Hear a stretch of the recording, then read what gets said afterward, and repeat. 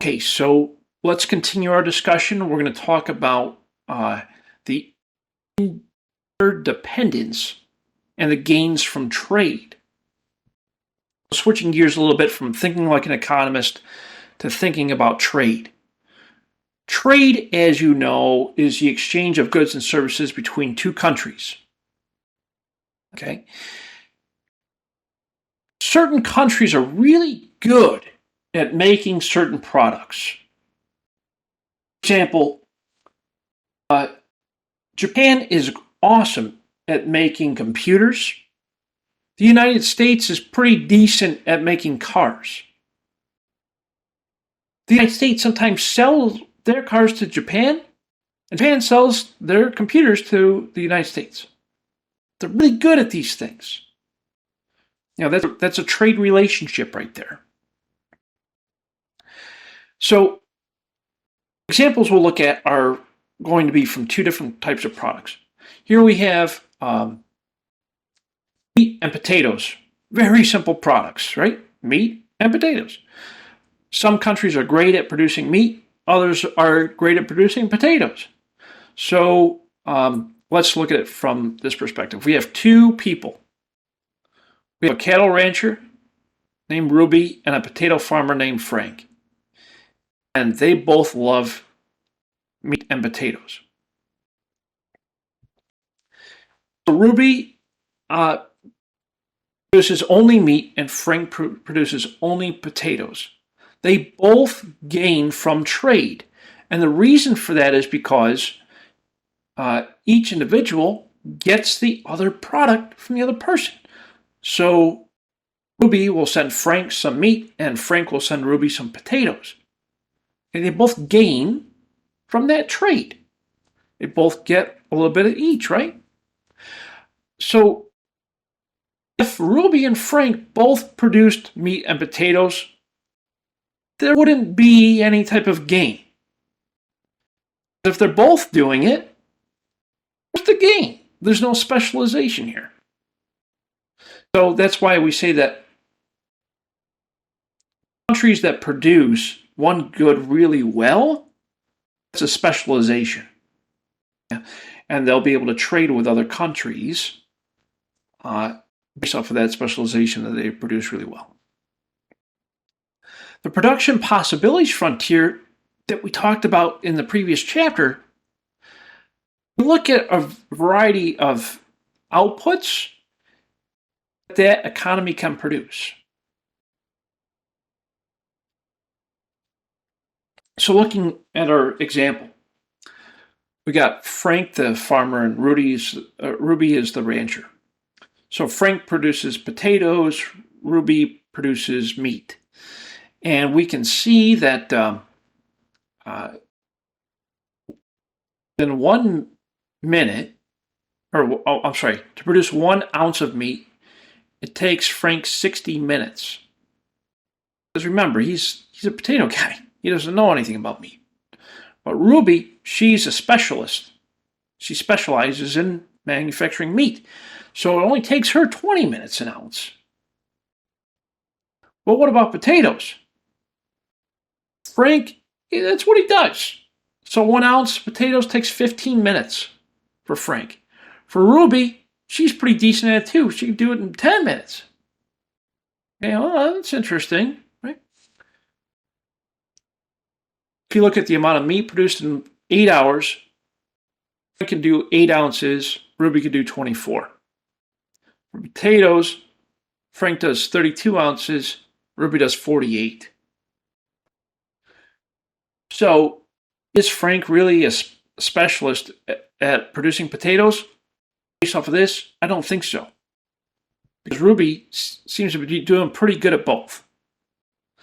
So Ruby's production possibility frontier is going to be much further out than Frank's. Okay, Ruby's excellent at producing meat and potatoes. So the production possibility frontier here at point B is that we could produce 12 ounces of meat and 24 ounces of potatoes. The maximum level of output. Frank, on the other hand, can produce 4 ounces of meat and 16 ounces of potatoes. If there's no trade. between the two. So now that we see that from production possibilities from here perspective, let's take a further look at the specialization. So Frank's great at growing potatoes. Ruby's good at Someone was detected at your driveway. raising meat. So we can see their areas of specialization. Frank's quick at producing potatoes. Ruby's quick at raising cattle. So that's their areas of expertise.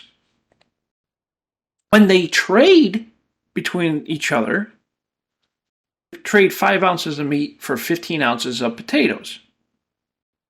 So when they introduce trade, when we look at the production possibilities frontier, we can see that it moves outward, right?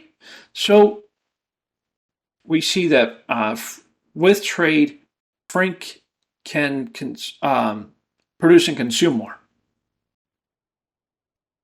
potatoes, and Ruby can produce more meat and consume more potatoes. Okay? So the production possibility frontier shifts based off of those specializations from point B to point A.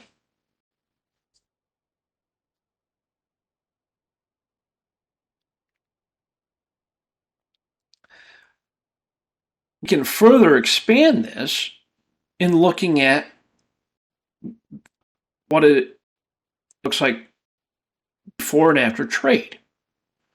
We can see that areas of specialization, they can produce more with trade.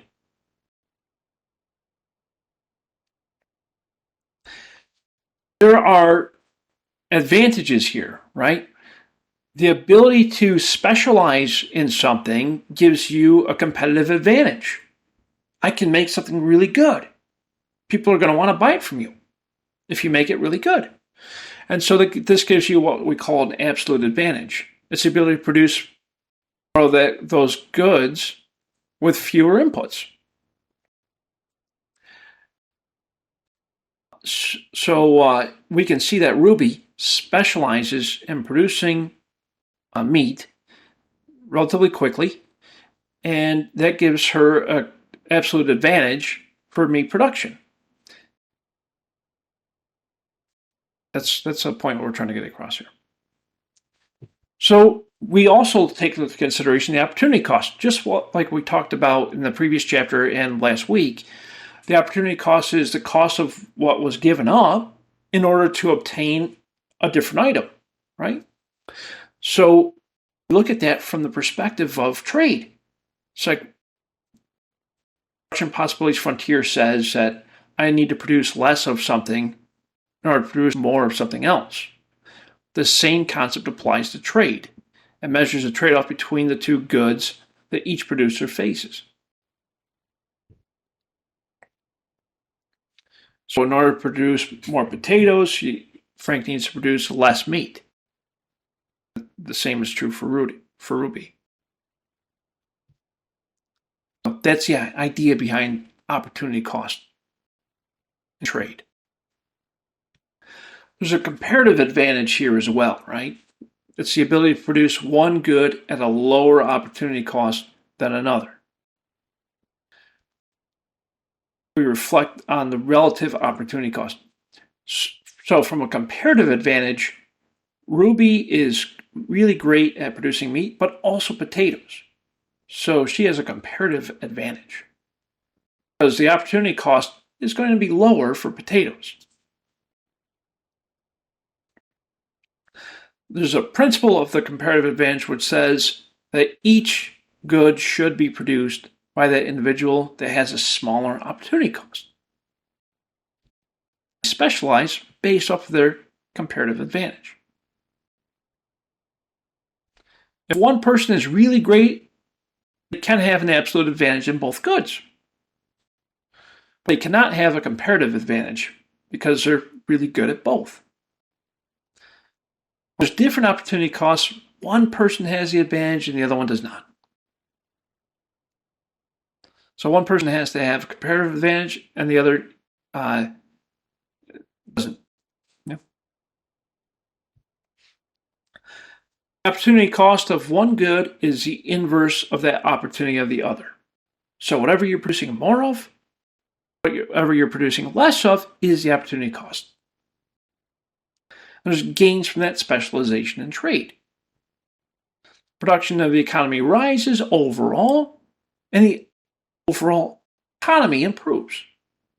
And everyone's better off from trade. Trade benefits everyone in the society. It helps those individuals who specialize in activities based on their comparative advantage.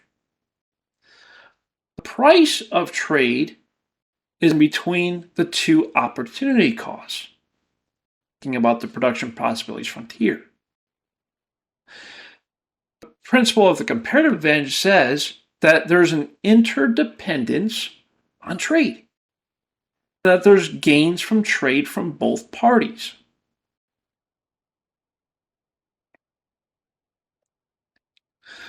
LeBron James, 2 hours, he can mow his lawn, or he can film a TV commercial and earn $30,000. What do you think he's going to do? I think that's pretty obvious what he's going to do. The TV commercial. He could pay somebody to mow his lawn. The neighbor can mow the lawn in 4 hours. She'll earn $50. Great. That's a good trade to me. Gets his lawn mowed, and the neighbor gets cash for mowing his lawn. They both gained from trade. Should the U.S. trade with other countries?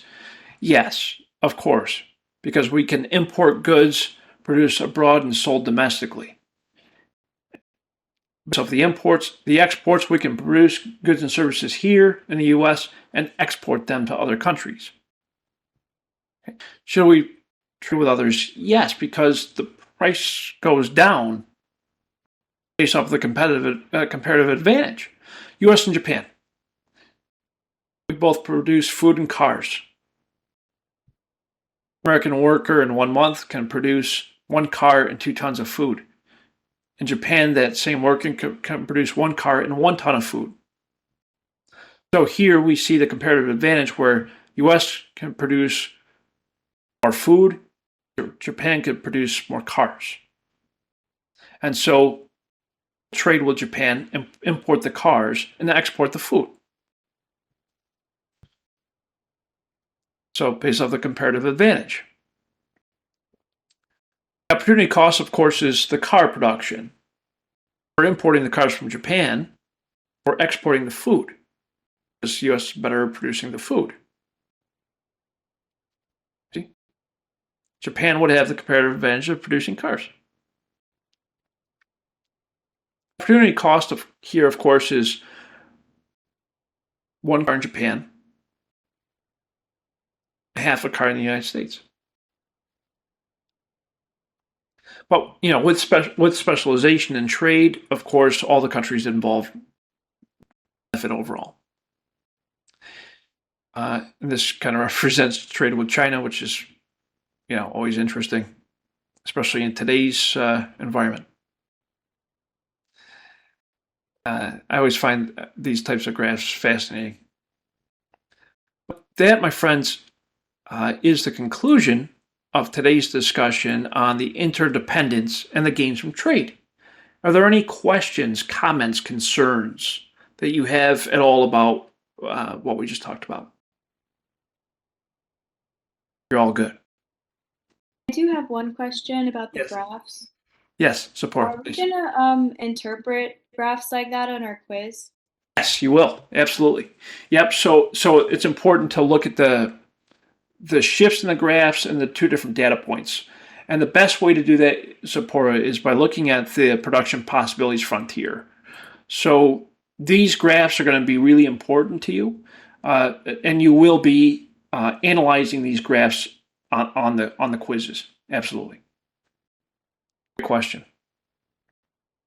Do you suggest we study from the PowerPoint or the textbook? Yeah, another great question. The textbook's pretty helpful overall. I think that the PowerPoints do a great job of summarizing what's in the textbooks. So if there's an area, based off of what we talked about today, if there's an area that you're like, I'm not quite too sure about this concept, then look at the textbook for that. But I think there's probably a fine balance between the two. But the way to think about it is if you feel like you didn't get enough from one of these topics over another, then definitely look at the book. But I think you get away with a lot from the PowerPoints. Thank you. You're very welcome. Excellent questions. Are there any other comments, questions, or concerns? Okay. Okay. So, I do have one. yeah, what's up? So lately I have been using the textbooks, but where can I find the PowerPoint? I'm sorry. Yeah. No, great question. So in the classroom, when you go to the instructional materials for each week, you're going to click on this one that says instructional materials. And when you click on that, it'll open up like this. And then just below where it says read, you'll see the PowerPoint chapters, PowerPoint presentations here. And then you can just download those. So you just click on the three dots and click download original file or whatever. Or you can even view them right in the browser. Whatever works best for you. Thank you so much. You're very welcome. My pleasure. Okay, so along with that, there's a nice short little video for week 2 about international trade. That's from LinkedIn. So please feel free to watch that. I think you'll find it helpful. Also, just kind of remind you of what's due, right? So there's going to be a hypothesis assignment here. I'm going to get that fixed right away because I think that link might be broken. With that hypothesis assignment, you'll have to create 2 annotations and respond to 2 of your classmates' annotations as well. And then what are annotations, you might ask? I want you to please watch this short video, and then these are examples of annotations here. Okay? So basically 2 original posts and 2 responses to your classmates. But they're annotations, right? They're real short. It's just like 1 sentence each. Okay? Now, I'm not looking for anything crazy. I'll fix that up for you, though. It should only take me a few minutes. And then you'll also have Chapter 2 quiz and Chapter 3 quiz. So those are your 3 things that you need to finish by Sunday night. Sound good?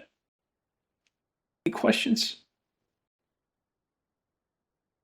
Caleb, we're okay? Yeah, we good. Awesome. Very cool. Great. Well, thank you all so much for your time today. I really do appreciate it. Sorry we went a few minutes over, but I'm glad that we got through both chapters. So you'll be able to use the class time on Wednesday to complete these 3 things. Yeah. So that way it gives you more time before the end of the week to get everything done. If you need anything in the meanwhile, you can always email me, call me, set up office hours, whatever you need. I'm always here for you. And, I'm here to support you any way that I can. So I really appreciate you. Thank you so much for your time today. And I hope you have a wonderful night. Thank you so much.